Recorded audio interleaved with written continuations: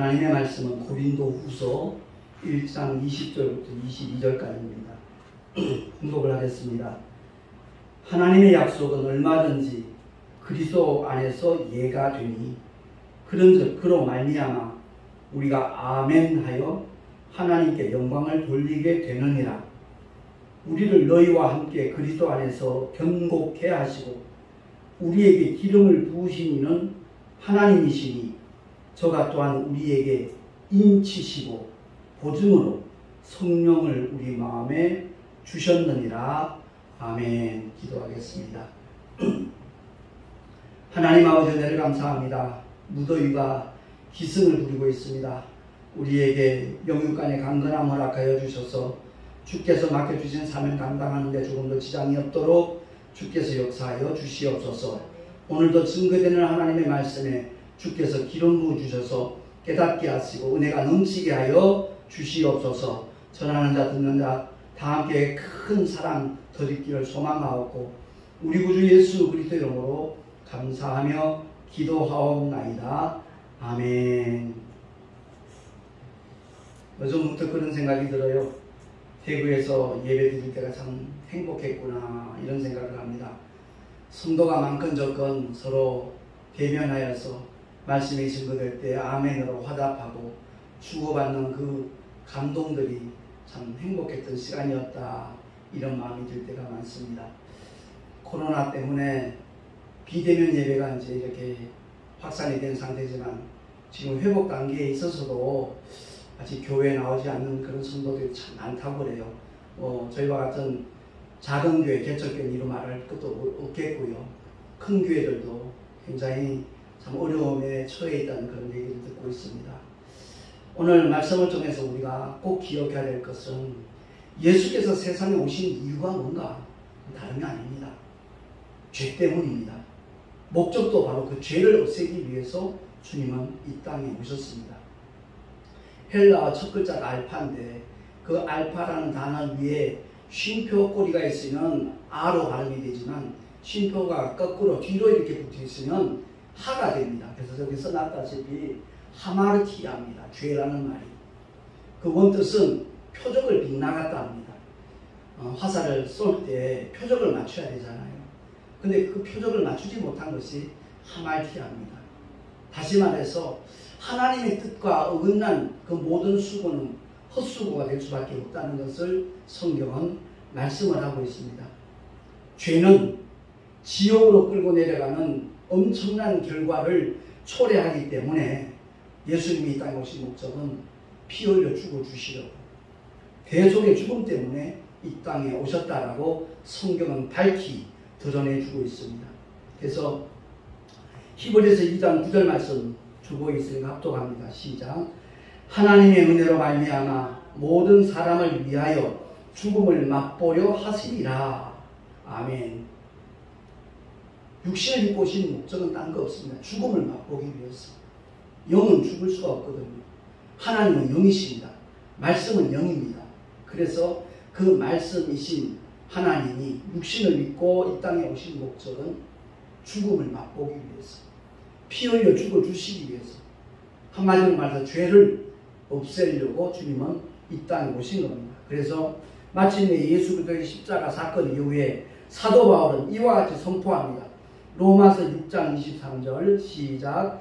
죄의 삭은 사망이요 하나님의 은사는 그리스도 예수 우리 주 안에 있는 영생이니라. 아멘. 죄의 삭은 사망이와 이 사망은 첫째 죽음을 말하는 게 아닙니다. 영혼과 육체가 언젠가는 분리됩니다. 이를 가리켜 첫째 사망이라고 하는데 죄의 삭은 사망이와 이 사망은 둘째 사망을 가리키는 겁니다. 다시 말해서 영혼이 꺼지지 않는 불못에 든 이유는 사망을 가리켜 성경은 둘째 사망이라고 말씀을 하고 있습니다. 그래서 죄의 삭은 사망인데 하나님의 은사는 무엇인가? 바로 그리스도 예수 우리 주 안에 있는 영생이니라. 창조주의 생명이다 이 말입니다. 하나님의 독생자 예수 안에는 아버지의 생명이 있었습니다. 그래서 우리가 성찬식 할 때도 그 내용을 분명히 알고 주님의 살과 피를 기념하는 그런 믿음의 자세를 가질 때 하나님의 은혜가 더욱더 뜨겁게 강하게 임하는 것을 경험하게 되는 겁니다. 그래서 사도 바울은 하나님의 은사는 무엇인가? 그리스도 예수 안에 있는 영생이다 라고 일깨워주면서 다시 한번 선언합니다. 보라, 지금은 은혜 받을 만한 때요, 지금은 구원의 날이로다. 고린도 교회 성도들 향하여 선포한 이 메시지는 오늘날 21세기를 살아가고 있는 현대인들에게 선포하는 하나님의 외침이라는 것을 우리가 깨달아야 될 것입니다. 보라, 지금은 은혜 받을 만한 때다. 그리고 지금은 바로 구원의 날이다. 이미 2000년 전에 이루어놓으신 주님이 완성하신 구원의 길, 십자가의 도, 이를 받아들이기만 하면 된다는 거죠. 그래서 사도 바울은 친절하게 로마 교회를 향해서 가르쳐주고 있습니다. 로마서 10장 10절 말씀 시작. 사람이 마음으로 믿어 의에 이르고 입으로 시인하여 구원에 이르느니라. 아멘. 그렇습니다.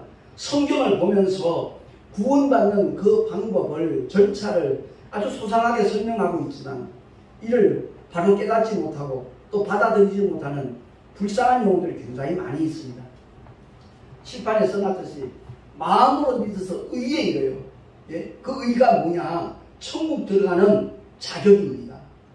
우리 인간의 노력과 수단으로는 도저히 그 의를 이룰 수가 없기 때문에 세상의 어떤 종교도, 철학도, 도덕도, 양심도 천국 들어갈 수 있는 의를 보장해 주지 못합니다. 그래서 마음으로 믿어 그 의에 이르고 그 이어서 우리가 해야 될 일이 바로 입으로 시인해야 된다는 겁니다. 예수가 하나님의 독생자인데 그분이 나를 위해서 대신 십자가에서 못 박혀 피 흘려 죽어주시고 사흘 만에 부활하셔서 지금 하늘 보좌에 오르셨다는 사실을 내 마음으로 믿어 의에 이르고 입으로 시인할 때 구원에 이른다라고 사도 바울은 아주 소상하게 설명을 해주고 있는 겁니다. 그러니까 하나님의 사랑과 은혜를 의심 없이 믿고 받아들이기만 하면 되는데 원수 마귀는 자꾸만 이것을 방해하는 공작을 하고 있는 겁니다.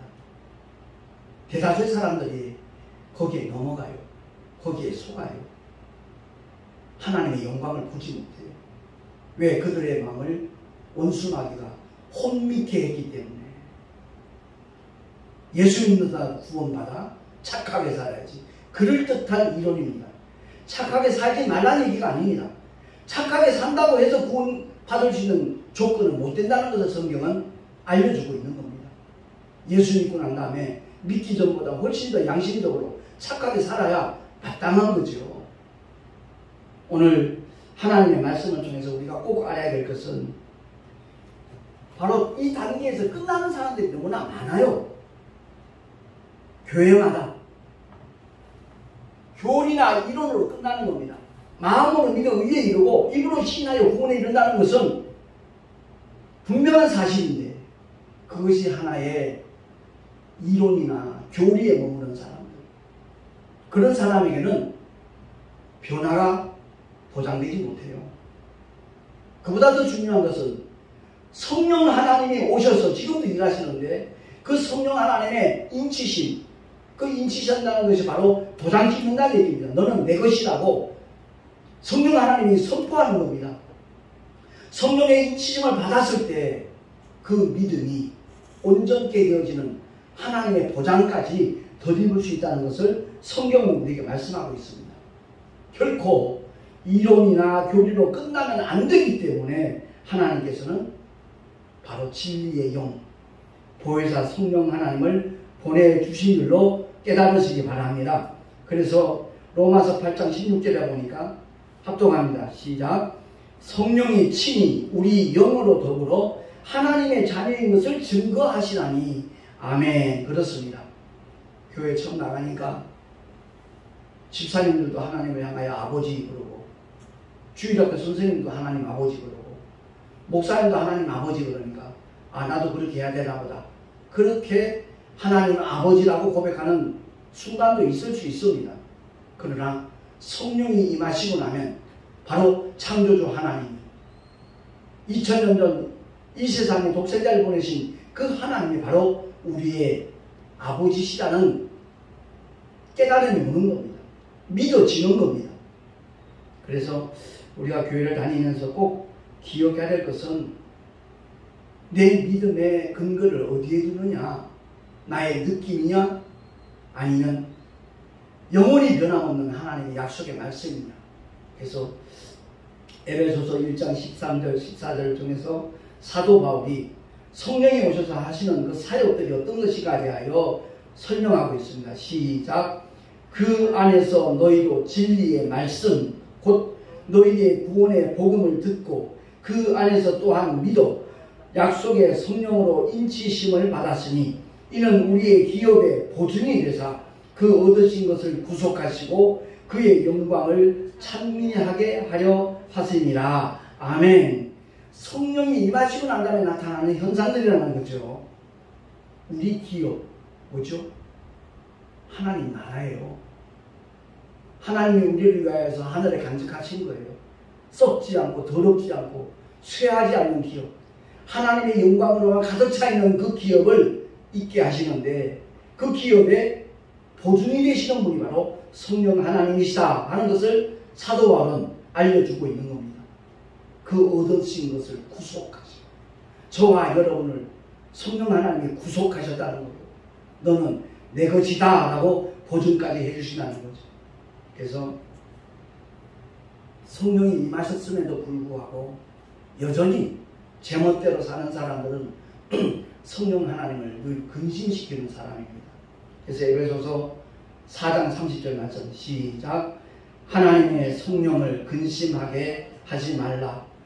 그 안에서 너희가 구속의 날까지 인치심을 받았느니라. 아멘. 바로 천국 들어가는 그 순간까지 우리는 그 성령 안에서 바로 인치심을 받은 자다 하는 거죠. 도장의 의미를 알아야 돼요. 소유권을 확증할 때 바로 그 소유권자의 도장이 찍히게 되어 있습니다. 성령 하나님께서 우리의 영 속에 임하시며 도장을 찍는 이유는 너는 내 것이라는 겁니다. 영원토록 떠나지 아니하시고 함께 하시겠다라는 약속의 빈거입니다. 그러니까 성령 하나님이 누구에게 임하시는가 그 사실을 알아야 돼요. 선물로 임하신다 그랬어요. 우리의 노력, 우리의 수단 전혀 상관없다는 거죠. 2000년 전 이 땅에 오셔서 갈보리 언덕에서 십자가에서 피 흘려 죽으신 예수, 그분이 흘리신 보혈이 내 죄를 포함해서 이 세상의 모든 인류의 죄를 처리하셨다는 사실을 믿는 자마다 단번에 그 영이 거룩한 영이 되는 겁니다. 죄를 가졌던 영이 죄와 상관없는 영이 되는 겁니다. 그래서 죄 없는 영 속에 임하실 수 있는 분이 바로 성령 하나님이십니다. 그래서 성령을 선물로 받으리니 라고 베드로가 그렇게 설교했던 것입니다. 그래서 저와 여러분은 바로 하나님의 것이라는 것 잊지 마시기 바랍니다. 분명히 주님은 내 안에 와 계신데 그것을 깨닫지 못하고 인지하지 못하고 믿지를 못해서 예수 믿고 구원받았다는 고백을 하면서 성령 하나님과 전혀 상관없는 그런 삶을 사는 사람이 솔직히 말해서 부지기수예요. 교회 안에서 예배 드릴 때는 거룩한 믿음의 모습을 가진 것처럼 비춰지지만 교회 문 밖을 나가는 순간부터 마귀의 자녀와 조금도 다를 바가 없는 그런 생각을 하고 그런 말을 하고 그런 행동을 하는 사람이 한두 사람이 아니잖아요. 이게 서글픈 우리의 현실인 겁니다. 그래서 정말 성령 안에서 우리가 어떻게 살아야 될 것인가 말씀으로 늘 점검을 해야 돼요. 과연 나는 성령을 쫓아 행하는 믿음의 사람이 맞는가? 주님이 이 땅에 오신 목적 다른 것 없다고 그랬잖아요. 우리의 죄를 단번에 해결하기 위해서. 그래서 히브리서 9장 28절에 이와 같이 선언합니다.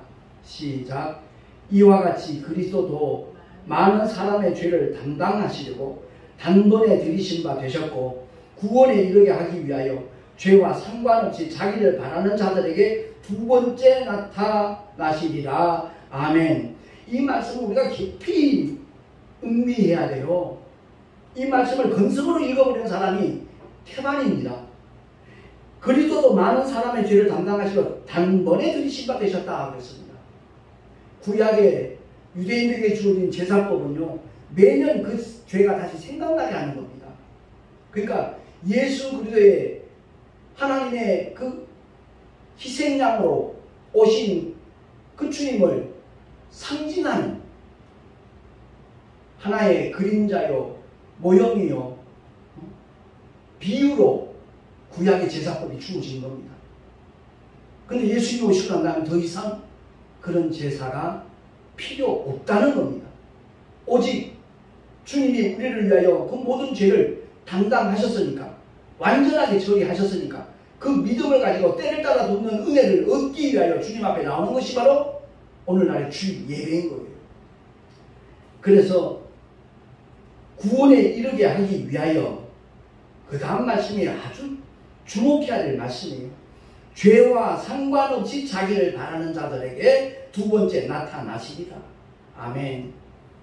죄와 상관없이. 그런데 죄를, 허물을 먹고 마시며 살고 있거든요. 그러면서도 구원받았다 그래요. 주일마다 예배 참석하면서 하나님 앞에 큰 영광 돌렸다라고 착각들을 하고 살아가고 있어요. 오늘날 현대교회가 거의 다 그런 모습이라는 것을 우리가 느껴야 돼요. 깨달아야 돼요. 통해 작업을 해야 돼요. 정말로 결단해야 돼요.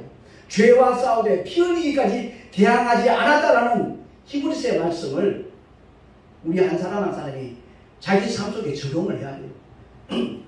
자기 기분과 뒤틀리면 성질내고 욕하고 인상 쓰고 별의별 짓 다 하면서도 마치 자기는 하나님의 종인 것처럼, 하나님의 자녀인 것처럼 자처하는 사람들이 한둘이 아니거든요. 그러니까 하나님의 말씀을 누구보다도 심각하게 받을 수 있는 사람이 복 있는 사람이에요. 주님이 자신의 몸을 죄를 처리하기 위하여 단번에 들여섰을 뿐만 아니라 구원에 이르게 하기 위하여 성령을 보내주셨어요. 성령을 통해서 그 모든 일을 감당할 수 있도록, 세상을 이기고 죄악을 이기고 자신을 이길 수 있는 힘과 능력이 되어지도록 성령 하나님은 오셔서 진리와 함께 일하셔요.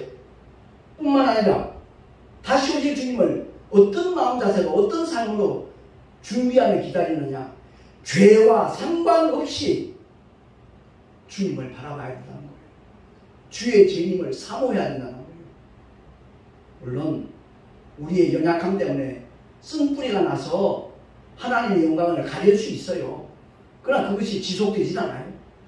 분명히 깨닫고 회개하고 결단하고 그 일이 되는 만큼 더 강한 힘과 은혜와 능력을 하나님이 공급하시니까 분명히 수준이 달라지게 있더라고요.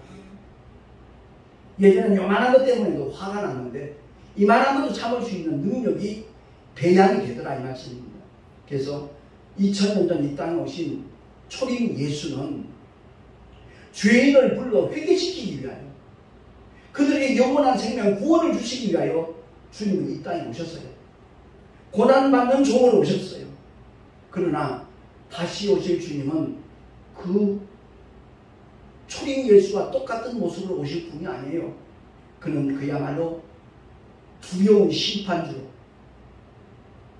이 땅에 오시는데, 믿고 구원을 받고 죄와 상관없이 주의 재림을 기다리는 자들에게는 그야말로 사랑이 넘치는 신랑으로, 변호자로, 구원주로 이 땅에 오시는 줄로 믿으시기 바랍니다. 그래서 초림 예수는 문제를 해결하기 위해서 오셨고, 재림 예수는 문제 해결받은 사람들에게 주님의 놀라운 축복을 보장하기 위해서, 저 천국에 들어가 주님과 함께 영원토록 왕노를 할 수 있도록 하기 위해서, 다시 말해서 구원받은 자들을 저 천국으로 데려가기 위해서 주님은 다시 이 땅에 오신다는 사실을 우리 모두가 제대로 알고 그 주님을 누구보다도 사랑하고 사모하고 높이고 증거하는 하나님의 사랑으로 살아갈 수 있기를 예수의 이름으로 축원합니다. 주님이 흘리신 보혈의 값을 예수 믿고 구원받은 사람들은 그 가치를 나타낼 수 있는 삶을 살아야 된다는 겁니다.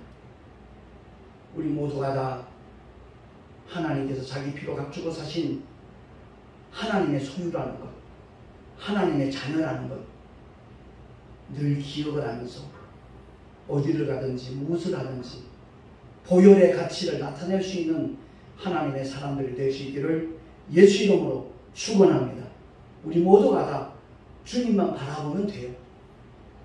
아무리 힘들고 어려워도 참 고통스러운 현장 속에 있다 할지라도 예수 그리스도의 십자가를 바라볼 때 괜찮아지는 역사가 경험이 됐다면 그 사람은 바로 은혜의 사람입니다. 주님이 나를 대신해서 받은 형벌, 그 형벌의 정도를 가늠해보자는 거죠. 머리에 가시 연류관 씌울 때 이마에서 나마 뜨거운 피가 흘렀을 겁니다. 채찍질 할 때마다 그 채찍 끝에는 납덩이, 뼈조각 같은 것이 붙어 있으니까 살점이 튕기고 피가 튀는 그런 고통을 주님이 참아주셨습니다. 왜? 우리의 연약함과 우리의 질병을 다 짊어지시고 담당해 주시기 위해서. 다시 말해서 예수 믿고 구원받은 하나님의 사람들이 건강한 모습으로 믿음의 길을 걸어가며 전도할 수 있도록 그렇게 해주시기 위해서 주님은 채찍에 맞아 주신 줄로 믿습니다. 십자가에서 못 박히신 그 현장을 우리가 영어로 경험을 해야 돼요. 제가 한 30년 전쯤에 그 목사님들 컨퍼런스 한번 참석했다가 그런 시간이 있었어요.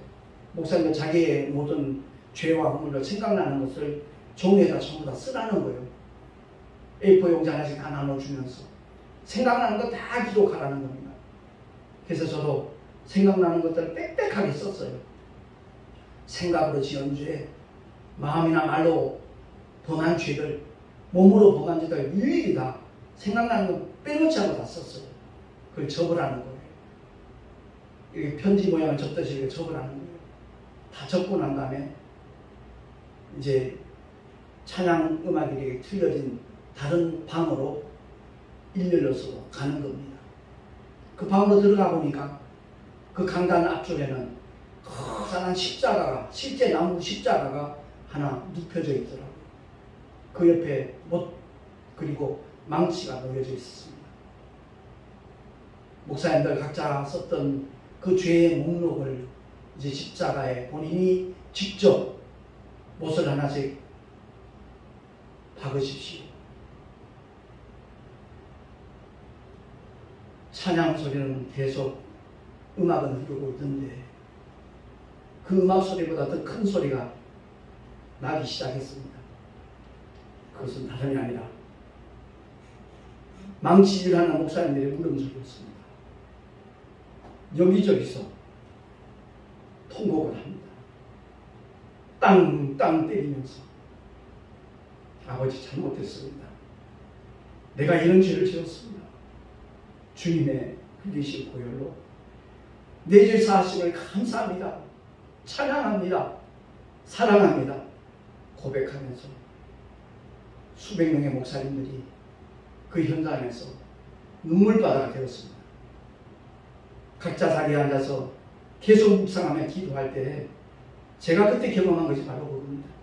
갈보리 언덕에 주님의 십자가 앞에 놓여 있는데 그 위에서 주님의 뜨거운 피가 내 머리로 막 떨어지는 겁니다. 통곡을 했습니다. 그래요. 오늘날 기독교가 하나의 종교화되는 것 너무나 우려가 되는 일입니다.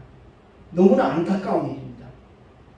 정말 나 옛사람을 십자가에 못 박은 다음에는 그 쓴뿌리가 나지 않도록 오직 성령을 쫓아 행하는 삶으로 우리가 일관되어진다면 우리의 삶이 곧 전도의 일환이 될 겁니다. 아무도 나를 쳐다보지 않는 것 같아도 이웃 사람은 끊임없이 저 사람이 목사님이지, 저 사람이 집사님이지, 저 사람이 교회 열심히 다니는 장로님이시지. 알게 모르게 우리를 주시하고 있습니다. 세상 사람들은 뭔가 다른 모습이 드러날 때 그들에게 간접 전도가 될 수 있다는 것 우리 모두가 기억을 하고 오늘 말씀을 통해서 주님이 이 땅에 오신 목적은 단 하나, 죄 때문이라는 것. 그 죄의 문제를 처리하기 위하여 주님이 이 땅에 오셨고 그 죄의 모든 문제를 해결한다면 주님은 다른 보혜사를 우리에게 보내주셨다는 사실, 그 성령 하나님 우리 믿음을 보증해 주신다는 것을 기억을 하고, 제가 여러 차례 다른 보혜사 할 때 그 알라라는 헬라어 단어를 말씀을 드렸는데 맨 밑에 나와 있는 게 바로 그겁니다. 주님은 우리를 보호하시고 은혜를 베푸시는 유일한 스승으로 오셨어요. 근데 그 형태만 다른 보혜사로 성령 하나님이 오신 겁니다. 제가 아무것도 염려하지 않는 이유는, 그 어떤 상황 속에서 불안해하지 않는 이유는, 그 무엇도 두려워하지 않는 이유는 다른 것 없습니다. 그 보혜사가 내 안에 와 계시기 때문에, 그 주님이 모든 문제를 넉넉히 해결해 주시고 승리의 길로 인도해 주신다라는 믿음이 있으니까, 그 주님이 내 안에 와 계심을 알기 때문에 그렇습니다. 어떤 분들은 목사님은 믿음이 좋았어요. 아니요, 제 믿음은 좋은 게 아니고요, 표준에 따름이에요. 성경이 요구하시는 믿음, 그것만을 저는 사모하고 있고 또한 강조하고 있고 그것만을 함께 소유하자고 주장할 따름입니다. 아무쪼록 오늘 성경을 알자 11번째 시간인데, 우리 모두가 성경을 그냥 덮어놓고 대하지 말고 그 말씀의 의미가 무엇인가, 성령의 조명을 받아서 하나님의 뜻을 바로 알고 그 은택을 누리며 그 권세까지 소유하고 늘 승리하며 살아갈 수 있는 하나님의 사람들 되어질 수 있기를 다시 한번 예수 이름으로 축원합니다. 기도하겠습니다. 하나님 아버지, 은혜를 감사합니다. 내가 믿고 시인하는 것 대단히 중요합니다. 그러나 오직 성령의 인치심을 받고 성령의 보증을 받을 때 그 믿음은 너무나 안전하고 완벽한 것이라는 것을 깨닫게 됩니다. 우리 모두가 그 은혜를 사모하며 날마다 주 앞에 더 가까이 나갈 수 있는 믿음의 사람들 되게 하여 주시옵소서. 복음에 나타난 하나님의 의는 바로 믿음으로 믿음에 이르게 한다 하였사오매, 앞에 나오는 믿음은 내가 결단하여 내가 믿는 믿음이고, 뒤에 따르는 믿음은 바로 성령의 보증을 받는 믿음이라는 것 꼭 기억하게 하셔서 우리 모두가 다 하나님의 은혜로 사는 자들이 되게 하여 주시옵소서. 우리 구주 예수 그리스도 이름으로 감사하며 기도하옵나이다. 아멘. 교회 소식 주보를 참고하시기 바랍니다. 오늘이 벌써 7월 마지막 주일이었습니다. 이제 8월 달에 두 번째 주간입니다. 우리 동선업의 하계 수양회가 15일부터 18일까지 충남 서천에 있는 유스 호스텔에서 2박 3일간 진행이 됩니다. 특별히 먼저 목회를 시작한 30년 이상 목회한 두 분 목사님이 강사로 목회자 세미나를 갔습니다. 실제적인 어떤 목회에 도움이 될 만한 메시지가 아마 강론될 것으로 알고 있습니다. 위에서 기도해 주시면 참으로 감사하겠습니다. 그리고 유튜브 동영상을 보신다면 구독과 좋아요 눌러주시면 참으로 감사하겠습니다. 드린 예물 위하여 잠시 기도하고 축도로 예배를 마치겠습니다. 거룩하신 하나님 아버지, 감사합니다.